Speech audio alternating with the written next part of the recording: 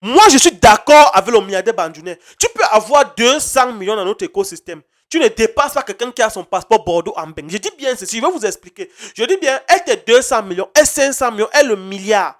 Mais tu ne dépasses pas quelqu'un qui est en Beng avec son passeport Bordeaux. Moi, je suis clairement d'accord. Les gens qui vont dire le contraire, c'est parce que ce sont des petits rêveurs qui ont. C'est-à-dire, comment on dit souvent des petits propagandistes qui disent seulement aïe, donc, ils vont dire quoi? Les gens en fait, il y a souvent des gens qui ont dit il accepte le faux. Voilà. C'est-à-dire, il dit seulement oui parce qu'il faut dire oui. Il accepte seulement, il encourage parce qu'il faut encourager. Je vous prends les exemples simples. Au moins 3 cas. Là, je vous prends 3 cas. Premier cas, j'ai une amie, il y a une semaine ou presque une semaine et demie, qui avait le palu. Elle est allée à l'hôpital.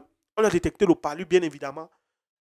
Une infirmière ou c'est une infirmière ou c'est un docteur, bref, je ne sais pas. On lui a fait une prescription de remèdes. Les remèdes allaient dans près de 20 000 francs. C'est-à-dire 20 000 francs que les remèdes partaient. On est parti à l'hôpital, on a acheté, parce qu'elle m'a donné l'argent, je suis allé acheter. On a acheté les remèdes là, 20 000, tous les remèdes, on est venu à l'hôpital, on est venu lui donner, je suis venu lui donner. Elle prend, premier jour, ça calme un peu. Le soir, ça recommence. Deuxième jour, elle chauffe, température. Elle a fini une boîte de Doliprane en 24 heures, peut-être moins de 24 heures. Parce que chaque 2 heures, chaque 3 heures, il fallait prendre pour calmer la température. On arrive à l'hôpital le lendemain, la personne se présente que voilà, on monte les remèdes. Le docteur maintenant regarde, donc il regarde avec un air du genre, qui a prescrit ça? On dit que c'est tel, il regarde, il piaffe. Donc tu sens que le traitement qu'on a prescrit n'était pas adéquat. Mais entre-temps, on a déjà dépensé 20 000. Qu'est-ce qu'il a fallu faire? Il a fallu qu'il refasse une prescription. On est obligé de réacheter encore les remèdes. On a encore... Maintenant, qu'est-ce qu'on a fait? La personne a dormi là-bas une journée en observation. On a placé une perfusion. Quand on dit souvent perfusion, c'est que perfusion, c'est souvent l'eau salée là. L'eau salée là avec la vitamine, quelques petits trucs. Mais sinon, le plus important quand on parle de perfusion, c'est les injections qu'on fait. Le deuxième jour, on a pu injecter. Dès que la perfusion est finie, le deuxième jour, on ne faisait qu'injecter seulement. Le palu est fini. Le deuxième traitement a coûté plus de 30 000 par là. Mais imaginez, premier traitement, on a fait un corps d'hôpital a fait le premier traitement, près de 20 000 francs CFA. Près de 20 000 francs CFA qu'on a fait comme premier traitement. Ça n'a pas suffi. Imaginez si la personne rentrait, que son organisme était fragile. Moi, je vous parle d'une amie que je suis parti chez elle, au deuil de sa maman, il y a cela quelques temps. Pourquoi? Parce qu'il y a eu une erreur médicale. Sa mère a eu un malaise. On est arrivé à l'hôpital, on a fait une erreur médicale, une erreur de diagnostic. On a fait, voilà comme ça que la mère de quelqu'un est partie à cause d'une erreur. À ce moment-là, tu as 200 millions dans ton compte, ça te sert à quoi? Disons que la mère avait le milliard dans son compte. Si à cause d'une erreur de diagnostic ou de quoi que ce soit, la mère là est partie, elle a 200 millions, ça lui servait à quoi? Laissons même son cas. Voilà encore une autre femme que j'ai rencontrée le jour du deuil de la maman avec qui on causait. Toujours quand dans le sens d'erreur de diagnostic. Elle m'a expliqué qu'elle était enceinte, elle partait à l'hôpital, se fait accoucher. Elle arrive à l'hôpital, on a commencé à lui injecter les choses, Elle n'avait pas de diabète, elle n'avait aucun problème. Son enfant se portait bien. Tellement on lui a injecté les choses que elle a fait le diabète. Actuellement, elle est diabétique. Oh, parce qu'on a dit qu'on a injecté, c'était les glucoses, c'était quoi. Tellement on a injecté, ça l'a paralysé un côté. Imagine-toi, elle dit qu'elle a fait 2 ans de paralysie et que c'est récemment qu'elle a recommencé à marcher. On lui a injecté. 2 ans de paralysie. Imaginez-vous, elle a 200 millions, ça lui sert à quoi? Je vous pose la question. Vous venez me dire que non, je ne dis pas qu'au pays, on souffre tellement. Hein. Au pays, il y a des choses sur lesquelles ça va. Mais il y a des choses sur lesquelles il faut dire que ça ne va pas. Au pays, on mange bien. Même manger bien là, c'est pas qu'on mange vraiment bien.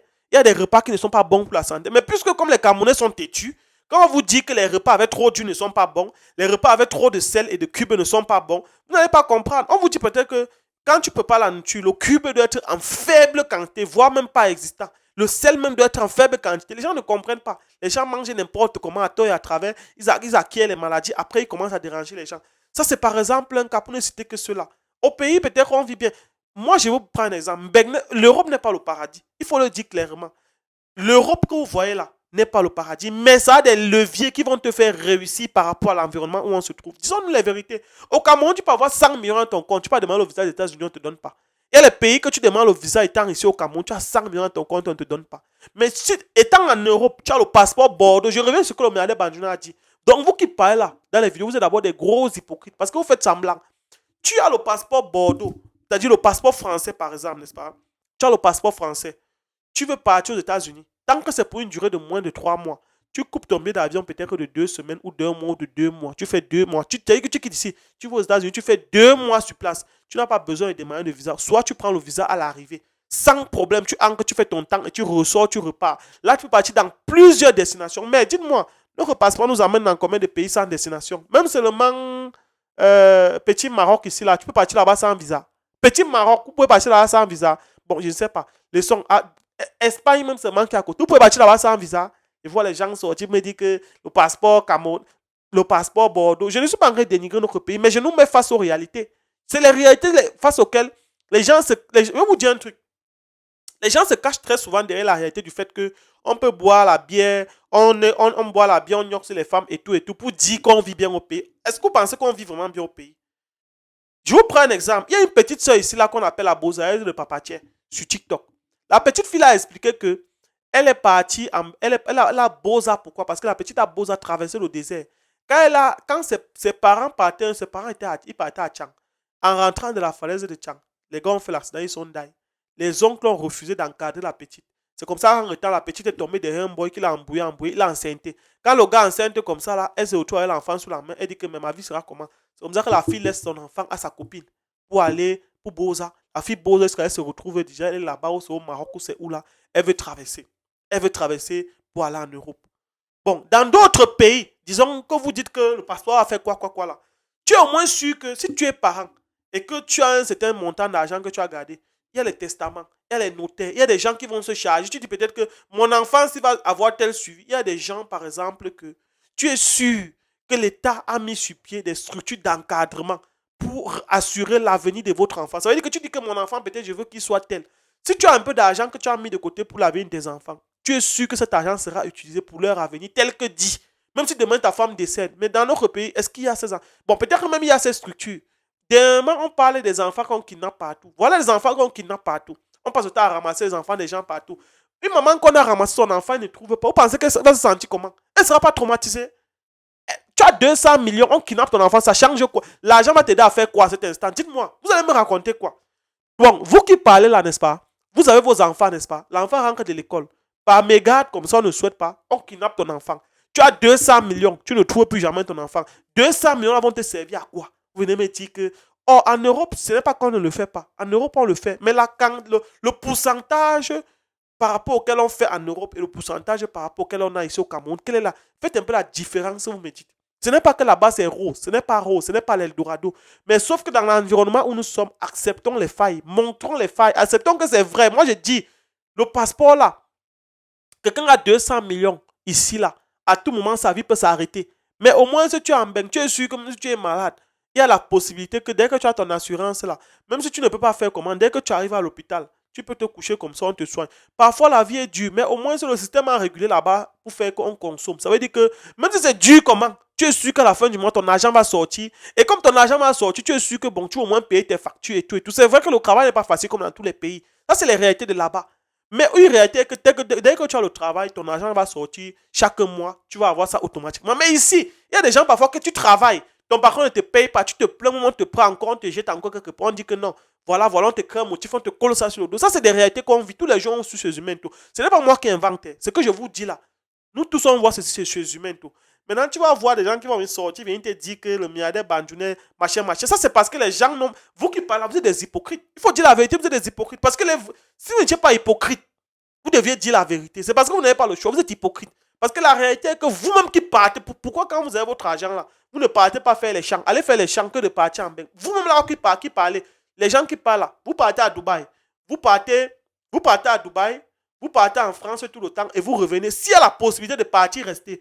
Je suis sûr que vous allez rester. Pourquoi quand vous avez eu les dos là, au lieu de partir, rester là, vous n'avez pas préféré partir creuser une case quelque part dans vos villages, rester là-bas dedans. Vous venez raconter les bobas aux gens que, voilà, le milliardaire Bandjounais, ce qu'il dit est vrai. Tu es en Europe, tu as la garantie minimum que ta santé au moins peut être assurée. Tu as la garantie minimum que tes enfants auront une éducation pas meilleure, mais au moins une éducation. Tu es sûr au moins qu'il y a des structures d'encadrement si demain tu n'es pas là pour que tes enfants puissent au moins se battre, ne pas tomber dans le banditisme. C'est vrai que là-bas aussi il y a le voyoutisme, il y a tout ça. Mais la probabilité par rapport à l'environnement où on se trouve est plus faible par rapport à où on se trouve. Donc dites les vérités. Ne venez pas dire les choses parce que vous voulez seulement qu'on dise que oui, vous avez dit que non. Ne venez pas dire les choses parce que vous voulez qu'on dise que vous avez machin. Ne venez pas raconter les bobas dans les oreilles des gens. Disons-nous les vérités. L'environnement où nous sommes est bien pour nous. Mais sauf qu'il y a encore beaucoup de choses à refaire actuellement. Il y a encore des choses à refaire. La preuve, les Canadiens passent le temps à prendre les médecins ici tous les jours pour les envoyer, les aides-soignants et tout. Pourquoi? Parce qu'ils savent qu'on traite bien. Mais le problème, c'est que il y a des choses que je veux parler plus en profondeur que ça. Arrêtez de venir raconter les bobas. Le milliardaire Banjuna a dit quelqu'un qui a le passeport Bordeaux, et moi je soutiens cette thèse. Quelqu'un a le passeport Bordeaux ici, il est mieux que quelqu'un qui est ici, qui a 200, 300, 500 millions. C'est une vérité. Ne venons pas dire que... Ne faisons pas le faux patriotisme, faisons le bon patriotisme. Ce que j'ai dit là, c'est du patriotisme, mais c'est une façon de montrer nos limites. Et quand tu acceptes tes limites, ça veut dire que tu es prêt à avancer. Ça, c'est nos limites que je vous ai présentées dans cette vidéo. Par rapport, c'est vrai que là-bas, il y a aussi les limites. Mais sauf que les limites là-bas sont bêta par rapport à nos limites. Je ne dis pas que là-bas est rose. Il y a les limites. Mais les limites de là-bas sont bêta par rapport à nos limites. Acceptons nos limites et montrons nos limites pour d'abord prendre exemple. Parce que la personne, quand on dit que quelqu'un n'est pas humble, c'est quoi? C'est que pour être humble, il faut d'abord accepter que tu ne connais pas. Et prendre chez celui qui connaît pour arranger et faire bien. Si tu ne connais pas et que tu veux montrer que tu connais, ça veut dire que tu n'es pas humble. Et tu ne peux jamais réussir dans ça. Donc ça, c'était mon avis par rapport à cette vidéo. Dites ce que vous pensez en commentaire. Je vais vous lire. À très bientôt. Ciao, ciao.